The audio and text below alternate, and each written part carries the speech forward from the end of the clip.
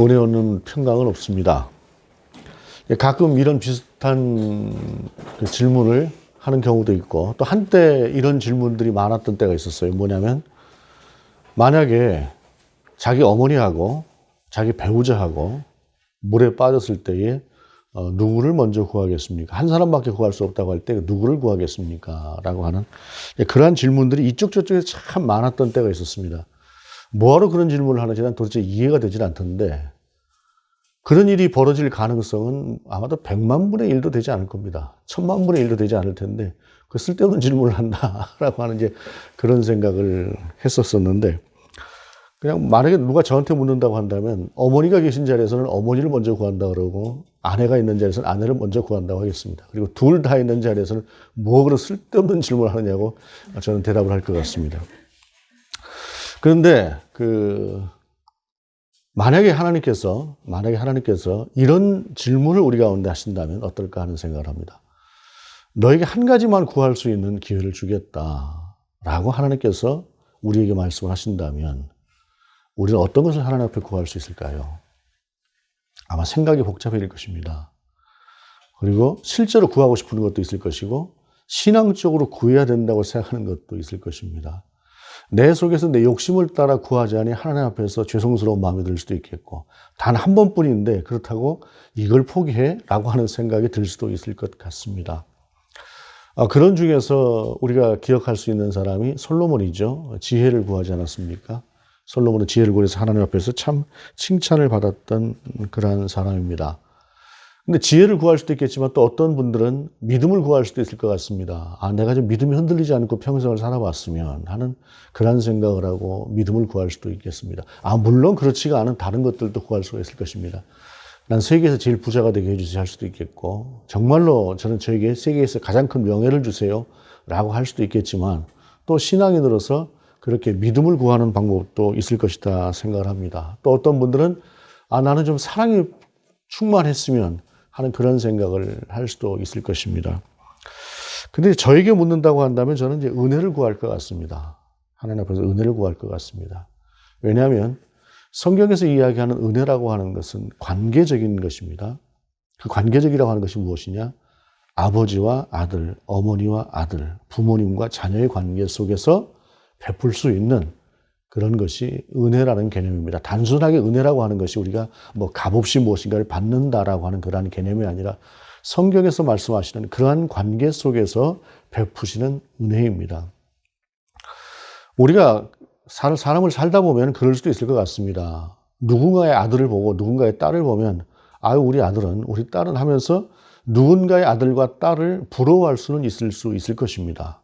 그러나 그들을 부러워한다고 해서 결코 내 아들과 내 딸과 그들의 아들과 그들의 딸을 바꾸지는 않습니다. 은혜라고 하는 것은 바로 이런 것입니다. 하나님께서 어떠한 경우에도 우리를 놓지 않고 어떠한 경우에도 포기하지 않는 것, 이것이 바로 은혜다라고 하는 사실입니다. 그래서 저는 하나님 앞에서 은혜를 구할 것 같다 하는 생각을 합니다. 물론 사람마다 생각이 다 다를 수 있겠습니다. 그리고 그 다름이라고 하는 것이 다른 것이지 틀린 것은 아닐 것입니다. 다만 이제 제 신앙 고백적인 측면에서 저는 은혜를 구할 것 같다라는 생각을 하는 것입니다. 오늘 본문의 말씀입니다. 4절 하반절부터 5절 상반절까지의 말씀을 제가 읽자면, 이제도 계시고 전에도 계셨고 장차 오실 이시며 그의 보좌 앞에 있는 7영과 또 충성된 증인으로 죽은 자들 가운데서 먼저 나시고 땅의 임금들의 머리가 되신 예수 그리스도로 말미암아라고 말씀하고 있는데, 이 문장 안에 성부와 성령과 성자가 들어 있습니다. 성부는 어떤 분이십니까? 이제도 계시고 전에도 계셨고 장차 오실 이시며 라고 하는 분.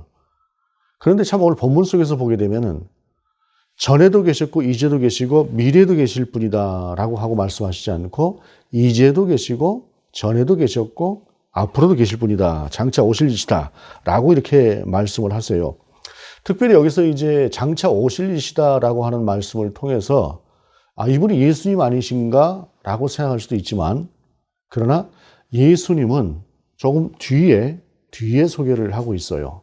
이 구도는 성부와 성령과 성자로 말씀하시는 것인데, 특별히 하나님을 이야기할 때, 성부 하나님을 얘기할 때 이제도 계시고를 먼저 이야기한 이유가 있습니다. 그것은 뭐냐면 이때 당시에 우리가 그 헬라 문화, 그리스 뭐 신화 이런 것들에 대해서 들어본 적이 있지 않습니까?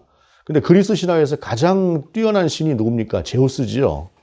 제우스라고 하는 신에 대해서 그때 당시에 이 본문이 쓰여지던 당시에 어떻게 제우스를 묘사하고 있었냐면은 제우스는 전에도 있었고 지금도 있고 미래에도 있을 것이다 라고 제우스를 이야기했어요. 그래서 그 제우스가 인간이 살아가는 인생사에 있어서 인간사에 있어서 영원히 제우스는 영향력을 줄 수 있는 신이다라고 하는 그러한 개념이 있었습니다. 그런데 그러한 개념을 가지고 있던 그 고대 세계 가운데에 이 세상을 지배하시는 분은 하나님이시다라고 하는 것을 은연중에 이렇게 말씀을 하고 있는 것이에요. 그런데 특별히 거기서 이제도 계시고가 먼저 나오는 현존성에 대해서 먼저 말씀하고 있는 것은 뭐냐면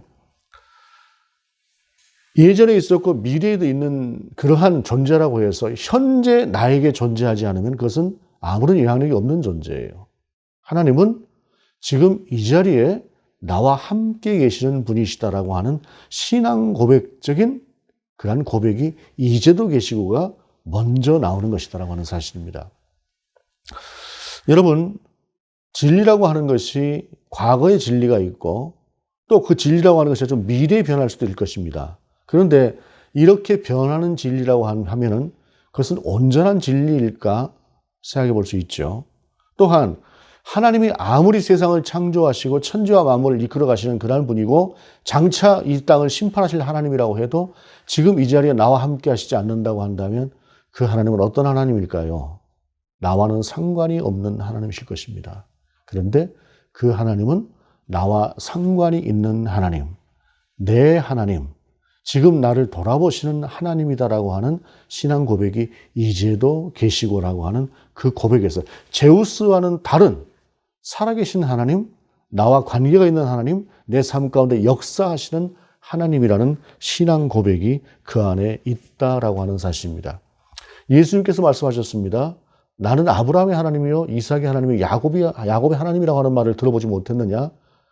산자의 하나님이라고 하는 말씀을 하셨어요.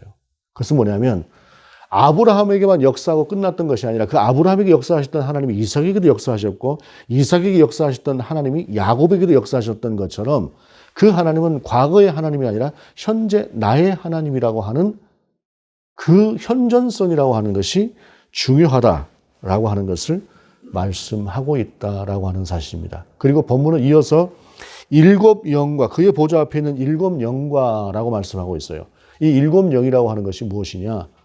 천사들이라고 하는 그러한 주장도 있습니다. 그런데 오늘 본문의 구조가 성부와 성령과 성자로 이어지는 마치 삼위일체적인 우리가 축도를 할 때 성자와 성부와 성령 이름으로 축도를 하지 않습니까? 그런데 성자가 먼저 들어가는 이유는 뭐냐면 예수 그리스도가 있기 때문에 우리가 하나님과의 관계가 이루어진 것이에요. 그래서 순서가 성자 예수 그리스도가 먼저 들어가는 것입니다. 그런데 어찌됐든 이러한 관계가 오늘 본문은 성부와 성령과 성자라고 하는 삼위일체적인 관계 속에서 우리 가운데 본문을 주시는 그러한 구도라고 볼 때 그의 보좌 앞에 있는 일곱 영이라고 하는 것은 성령을 보는 것이 맞아요. 그런데 이것이 왜 성령이 또 맞느냐라고 하는 것을 보게 되면은 요한계시록을 계시록이라고도 하지만 묵시록이라고도 합니다. 묵시라고 하는 것이 무엇입니까? 우리 가운데 계시라고 하는 것, 묵시라고 하는 것, 환상과도 같은 그러한 하나님의 특별하게 보여주심을 통해서 본 것들, 이것을 기록한 것이 묵시록이다, 계시록이다 하는 말이잖아요. 그런데 구약에도 이런 묵시록으로 분류되는 말씀들이 있어요. 다니엘 같은 말씀도 있고 스가랴 같은 말씀도 있습니다. 그런데 그 스가랴서 4장을 보게 되면은 일곱이라고 하는 숫자가 많이 나오는데 4장 10절에 이런 표현이 나와요. 이 일곱은 온 세상에 두루 다니는 여호와의 눈이라. 여호와의 눈이라고 말씀하고 있어요. 계시록도 요한계시록도 역시 그러한 계시록, 묵시록의 범주에 있는 표현이기 때문에 이 안에는 스가랴와도 같은 그런 묵시록적인 표현이 이 안에 포함되어 있습니다. 그래서 오늘 본문 속에서 말씀하시는 일곱 영이라고 하는 것은 성령을 가리키는 게 맞아요. 그리고 이어지는 순서와 구도로 봐도 이 부분은 성령이 맞습니다. 그리고 그 다음이 예수 그리스도에 대한 말씀이지요. 성부와 성자와 성령의 이름으로 선포되어지는 것이 무엇이냐? 은혜와 평강이 있을지어다 라고 하는 것이에요. 은혜와 평강이 있을지어다 라고 하는 이 말씀을 볼 때에 먼저 이 말씀을 보고 들어야 하는 이 시대 사람들의 상황을 돌아볼 필요가 있습니다. 그것은 무엇이냐면 오늘 본문에 쓰여졌던 당시는 이스라엘 민족들, 특별히 그리스도인들, 이스라엘 민족뿐이 아니라 그리스도인들이 로마로부터 가장 큰 박해를 받고 있었던 그러한 시기입니다. 정말로 힘들고 고난을 당해야 됐던, 예수를 믿는 것 때문에 죽임을 당해야 했던 그러한 시대 속에서 오늘 본문은 성부와 성령과 성자의 이름으로 그들 가운데 은혜와 평강을 선포하고 있다고 하는 사실입니다. 그리고 특별히 본문 속에서 이제도 계셨고 라고 하는 이 표현을 통해서 그 하나님이, 삼일체 하나님이 지금 여러분과 함께 계시다. 그래서 여러분 가운데 은혜와 평강이 있기를 바란다 라고 말씀하시는 것인데, 극심한 고난 중에 있는 사람들에게 그 고난이 언제 끝날 것이다 라고 하는 것에 대한 위로도 아니고, 조금만 참으면은 이기게 해줄 것이다 라고 하는 그러한 말씀도 아니고, 지금 평강이라고 하는 것이 있기 정말로 어려운 그들 가운데 성경은 은혜와 평강이 있을지어다 라고 말씀하고 있다는 사실입니다. 그렇다고 한다면 이 말씀은 아무리 극심한 고난 중에 있는 사람이라고 할지라도 하나님의 은혜가 함께 하시면 그 가운데도 평강이 있을 수 있다라고 하는 것을 본문은 우리 가운데 전하는 말씀인 것입니다. 그리고 또한 이 은혜라고 하는 것이 어떠한 것이냐? 하나님께서 지금 이 자리에 우리와 함께 계실 때에, 그때에 하나님은 우리를 목적 없이 그냥 두시는 하나님이 아니라, 우리가 비록 그 이유를 다 납득하고 이해할 수는 없으나 지금 하나님께서 목적을 두고, 선하신 목적을 두고 우리와 함께 하시다고 하는 그 사실이 분명히 우리 가운데 있기 때문에 그 은혜로 말미암아 너에게 평강이 있을 것이다, 있어라 라고 하는 것을 말씀한다는 것입니다. 이것이 신앙의 신비지요. 사실은 극심한 고난이 있고 힘듦이 있고 할 때에 어떻게 그 가운데 평강이 있을 수가 있겠습니까? 평강이 있을 수가 없다라고 하는 것은 우리가 객관적인 시각에서 바라볼 때 나오는 정답입니다. 그런데 묘한 것은 그 극심한 고통 중에도 하나님이 우리와 가까이 계실 때, 하나님은 우리가 항상 가까이 있지만 우리의 문제지요. 우리가 좀 더 하나님과 가까이 있는 그 순간에 평강이 온다라고 하는 사실입니다. 이것이 경험되어지고 이것을 아는 것이 신앙입니다. 제가 그것을 아는 사람이고 여러분이 그것을 아는 사람이죠. 그래서 우리는 어떠한 순간 어떠한 상황 가운데도 하나님의 백성으로서 살아야 되는 삶의 격을 놓지 않고 살려고 하는 것입니다. 그냥 그렇게 사는 것이 옳다라고 하는 개념도 있겠지만, 그러나 그렇게 사는 것이 우리를 위해서 십자가에 달려 죽으시고 우리를 속량하신 그 예수 그리스도의 사람으로 살아가는 이유고, 그렇게 살아야 되는 의무이기 때문에 그렇게 산다는 것입니다. 경우에 따라서 우리는 우리의 욕심을 따라 살아갈 수도 있겠고, 누군가의 손해를 끼치면서 우리의 유익을 구하면서 살 수도 있을 것입니다. 그러고 싶은 욕심이 있을 수 있습니다. 그러나 그 순간에도 그것이 않고 그래도 바르게 살아가려고 하는 것은 단순한 정의의 문제가 아니라 나를 위해서 십자가에 달려 죽으신, 그리고 그 아들을 내어주기까지 사랑하신 그 하나님의 사랑을 내가 알기 때문에 그러는 것이죠. 여러분이 그것을 알기 때문에 그러는 것이다 라고 하는 사실입니다. 세상에는 은혜 없는 평강을 누리고 사는 사람들이 꽤 많아 보입니다. 그런데 그 평강이 진정한 것일까요?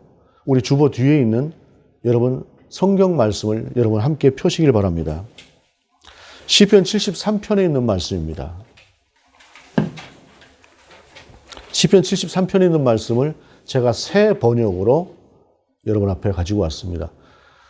조금 좀 안 보이시는 분들이 가능할 수도 있겠습니다.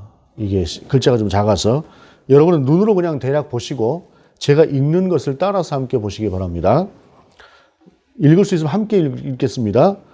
하나님은 마음이 정직한 사람과 마음이 정결한 사람에게 선을 베푸시는 분이건만 나는 그 확신을 잃고 넘어질 뻔했구나. 그 믿음을 버리고 미끄러질 뻔했구나.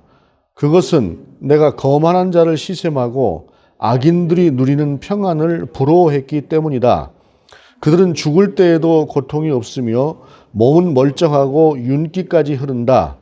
사람들이 흔히들 당하는 그런 고통이 그들에게는 없으며 사람들이 을에 당하는 재앙도 그들에게는 아예 가까이 가지 않는다.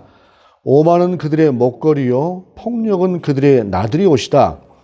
그들은 피둥피둥 살이 쪄서 거만하게 눈을 치켜뜨고 다니며 마음에는 헛된 상상이 가득하며 언제나 남을 비웃으며 악의에 찬 말을 쏘아붙이고 거만한 모습으로 포건하기를 즐긴다.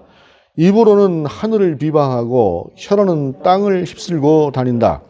하나님의 백성마저도 그들에게 홀려서 물을 들이키듯 그들이 하는 말을 그대로 받아들여 덩달아 말한다. 하나님인들 어떻게 알 수 있으랴? 가장 높으신 분이라고 무엇이든 다 알 수가 있으랴? 하고 말한다. 그런데 놀랍게도 그들은 모두가 악인인데도 신세가 언제나 편하고 재산은 늘어만 가는구나. 이렇다면 내가 깨끗한 마음으로 살아온 것과 내 손으로 죄를 짓지 않고 깨끗하게 살아온 것이 허사라는 말인가?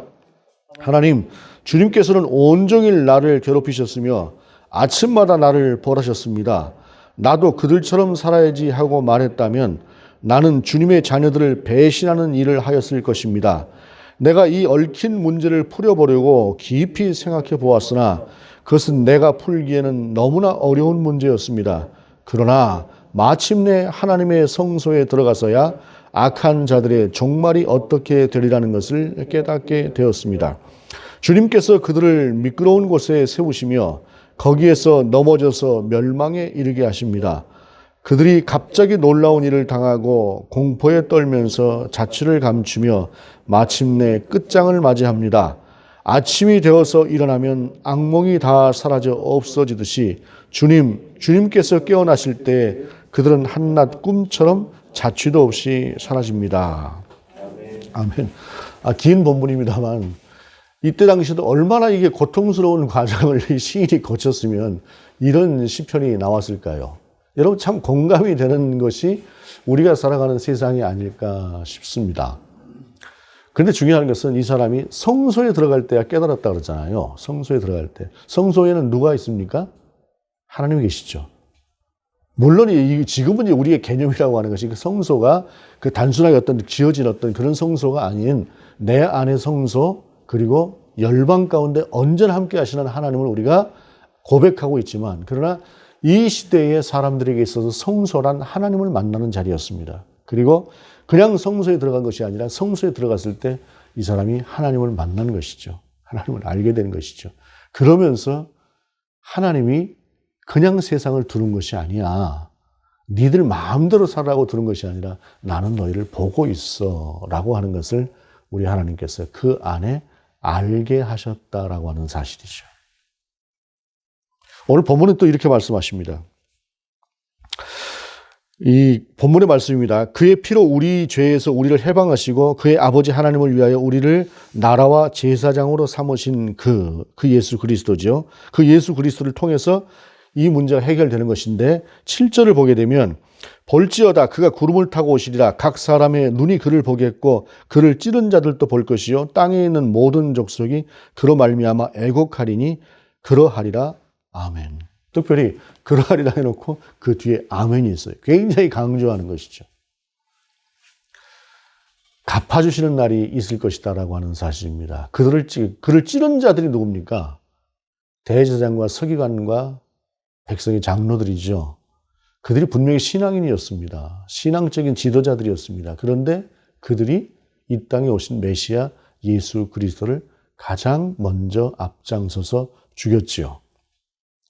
그들 속에 경건한 신앙이 절대로 있지 않았을 것입니다. 하나님을 바라보는 신앙이 있지 않았을 것입니다. 그들이 정말로 그 속에 하나님을 바라보는 신앙이 있었다고 한다면 아리마대 요셉처럼 돌이키는 어떤 과정이 분명히 있었을 것입니다. 왜냐하면 성령께서 그들을 그대로 두지 않으셨을 것이기 때문입니다. 그런데 그들 속에는 성령이 없었습니다. 그들 속에는 하나님이 없었습니다. 그들은 종교적인 겉모양은 있었으나 그 안에 절대로 하나님을 사랑하고 하나님을 경배하는 신앙이 없었습니다. 그래서 그들은 예수 그리스도를 그렇게 잔인하게 죽일 수 있었던 것입니다. 오로지 그들의 정적으로만 여기면서. 근데 그들이 볼 것이다라고 하는 사실입니다. 주님 오시는 날을. 그리고 그들이 애곡할 것이다라고 하는 사실을 말씀하고 있는 것입니다. 그들만이 아니라 지금 이 고통 중에 있는 그리스도인들, 환난과 박해를 받고 있는 그들도 우리 주님이 오시는 날 그렇게 볼 것이다. 너희를 그렇게 악하게 괴롭히고 있는 그들이 바로 주님이 오시는 그날, 재림하시는 그 주님, 다시 오시는 그 주님을 만나는 날 그것을 알 것이다 라고 하는 사실입니다. 이 말씀이 얼핏 들으면 하나의 복수의 개념처럼 생각이 될 수도 있을 것입니다. 그리스도인들에게 있어서 사랑이 최고인데 어찌 좀 복수 같다? 근데 이것은 복수의 개념이 아니라 심판의 개념입니다. 마지막 때 하나님께서 심판하시는 그 날에 분명히 모든 것들이 드러날 것이다 라고 하는 사실입니다. 그리고 이것은 표현에 있어서 조금 바뀔 수 있으나 중요한 것은 견뎌내고 있는, 주님을 바라보고 있는, 그래서 주님 때문에 참고 이겨내고 있는 너희를 분명히 하나님께서 갚아주실 것이다 라고 하는 사실을 본문은 전하고 있습니다. 왜요? 이제 계시는, 지금도 계시는, 그리고 과거의 뿐이 아니라 장차 다시 오실 이시라고 하는, 특별히 제우스는 미래도 있을 것이다 라고 고백했다고 한다면 오늘 본문 속에서 고백하는 하나님은 다시 오실 하나님이신 것입니다. 다시 오실 하나님이 무엇입니까? 바로 우리 가운데는 갚아주시고 넉넉하게 채우시고 상급으로 채우실 그분이다라고 하는 사실을 말씀하고 있습니다. 그러면서 마지막 절에 이렇게 말씀하고 있어요. 주 하나님이 이르시되 나는 알파와 오메가라. 이제도 있었고 전에도 있었고 장차 올 자요 전능한 자라 하시더라. 서두에도 알파와 오메가였던, 이제도 계셨고 라고 시작하셨던 그 주님이 이제 다시 이제도 계시고 전에도 계셨고 장차 오실 그 주님이 전능한 자라고 하는 것을 우리 가운데 말씀하고 있습니다. 전능이라고 하는 것이 무엇입니까? 제한이 있지 않다는 것입니다. 제한이 있지 않다고 하는 말은 그분에게는 모든 것이 다 되는 분이라고 하는 사실입니다. 그 모든 것이 다 되는 분이 어쩌면 지금 이스라엘 상황들, 그리고 신앙의 초대교회 그리스도인들, 이 사람들이 힘들고 어려운 상황이라고 하는 것을 단번에 고쳐주실 수도 있을 것입니다. 그것이 전능 아닙니까? 그런데 두신다고 하는 얘기는 무엇입니까? 못하시는 것이 아니라 그것을 통해서 이루시고자 하는 당신의 계획이 있으시다라고 하는 사실이죠. 사람이 살다 보면 원치 않는 그런 상황을 경험하는 때가 참 자주 있는 것 같습니다. 좀 이런 게 없었으면, 그리고 하나님께서 내게 좀 다른 것들로 좀 넉넉하게 좀 채워주셨으면 하는 그런 때가 늘 있지 않습니까, 사실? 그런 삶을 살아가는 우리 가운데 그래도 우리가 하나님을 만나고 하나님을 경험하는 순간에 그 모든 것들이 다시 해결되어지고 그 하나님의 선하신 계획 안에서 우리에게 놓여진 문제가 되지 않는 상황을 맞이하지요. 마치 욥이 이런저런 이야기들도 하고 이런저런 그 변론도 하고 했지만 해결되지 않았던 그 문제가 어디서 해결이 됐습니까? 하나님을 만나는 순간에 해결이 되었던 것이죠.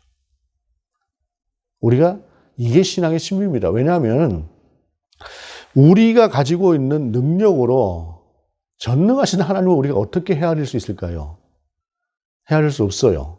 그런데 그 전능하신 하나님이 헤아려지는 때가 있습니다.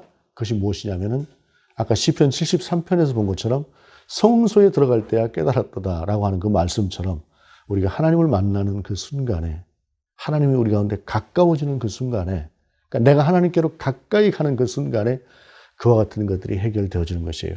그리스도인은 이것을 아는 사람들 아닙니까?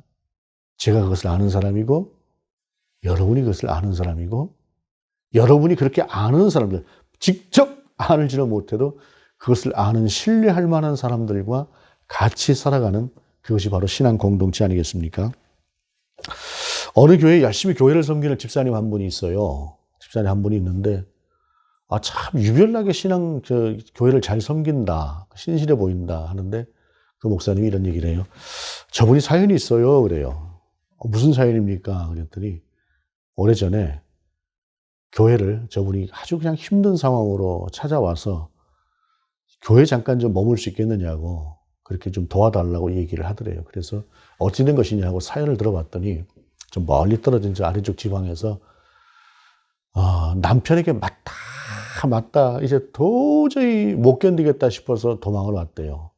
결혼을 할 때야 누가 그런 사람인 줄 알고 결혼을 했겠습니까? 근데 결혼을 하고 났더니 이 사람이 이 아내를 때리는 그런 모습들이 나오기 시작을 하는데 나중에 맞다 무기력한 상태가 돼버리더래요. 이렇게 내가 맞다가 죽겠다 싶은 어느 순간인가 이 상태로 있다가는 정말 큰일 나겠다 싶어서 도망을 했답니다. 무작정 서울로 왔더니 서울로 와 있으면 자기를 찾아낼 것 같더래요. 이 사람이. 그래서 서울에서 수도권 쪽으로 다시 옮겨갔습니다. 그리고 그곳에서 그 교회를 만났고 그 교회와 성도들의 따뜻한 보살핌으로 이분이 새로운 삶을 시작을 한 거예요. 거기서. 자, 여러분 생각을 해보십시다. 이 대명천지에 그것도 아직은 젊은 분이 결혼을 해서 남편에게 그렇게 맞다 이제 맞다가 죽을 것 같다라고 하는 생각하는 그러한 상황까지 놓여지는 그러한 경우도 있어요. 이게 누가 설명을 할 겁니까, 이거를? 이게 결혼은 당신이 선택했는데 라고 할 수도 없는 문제 아닙니까? 그런 상황 가운데 하나님은 도대체 왜 저런 인간을 이런 질문도 가능하지 않겠습니까? 근데 우리 그걸 잘 몰라요. 그런 과정들에 대해서. 그런데 중요한 것은 그래도 그가 선한 성도들과 선한 교회를 만났다고 하는 사실입니다. 여러분, 이걸 은혜라고 하는 것입니다. 하나님 베푸시는 은혜. 그가 그를 보고 계셨던 것이죠. 그리고 그에게 기회를 주신 것이죠. 그리고 그가 그 기회를, 하나님께 주신 기회를 받은 것입니다. 그리고 그 상황을 통해서 그는 이제 세상 사는 것 같은, 그래서 무엇인가 이 기쁨, 이 살만한 세상을 누리는 이 기쁨을 좀 나누고 싶고 봉사로 섬기고 싶은 그런 생각을 하면서 그 교회에서도 모범이 되는, 이제 곧 권사 될 거라고 하는 그런 사람으로 세워져 살고 있더라는 것이죠. 참 세상은 살아볼수록 신비다라고 하는 생각이 듭니다. 흔들리지 않고 살아가는 사람도 없듯이 누구나 다 흔들리죠. 저도 흔들리고. 그런데 중요한 것은 그렇게 하나님 앞에서 흔들리는 중에도 하나님을 찾아가고 하나님 앞에서 내 자신을 토로하고 고백하고 있는 그대로 모습을 드러내면서 그분 앞에 섰을 때에 그분이 우리를 은혜로 이끌어 주신다는 것입니다. 그래서 상황이 변하는 것이 아니라 우리 주님을 만나는 그 순간에 우리 가운데 평강이 오는 것이죠. 그런데 한편에 보면 세상에 너무 이제는 은혜하고는 상관이 없는 평강, 누림이라고 하는 것들 쪽에 관심을 갖는 것 같다는 생각을 합니다. 이 땅의 지도자라고 하는, 영적인 지도자라고 하는, 신앙적인 지도자라고 하는 분들 중에도 그런 모습이 있지 않나라고 하는 의구심이 드는 세상입니다.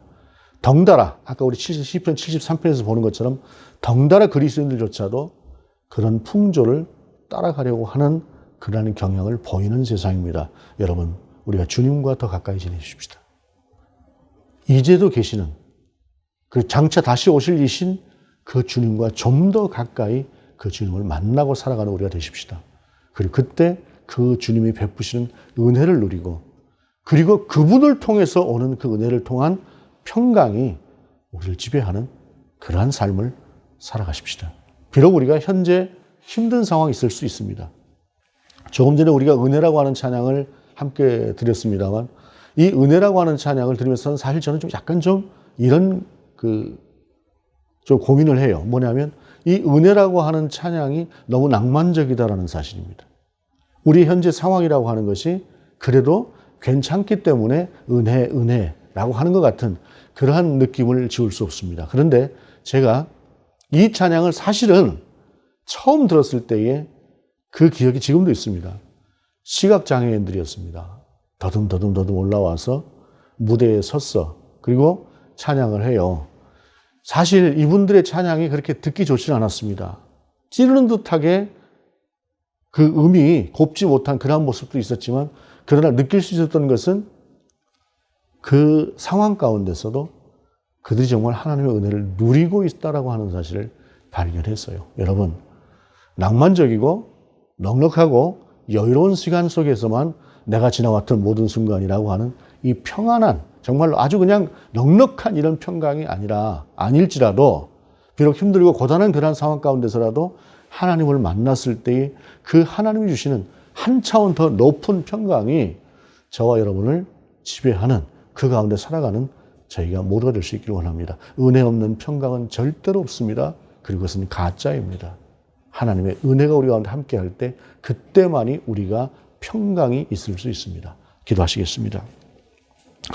주님, 우리가 주님의 은혜를 날마다 누리며 살아가게 하시옵소서. 그리고 그 가운데 평강을 누리게 하시옵소서. 주 예수 그리스도 이름으로 기도드립니다. 아멘.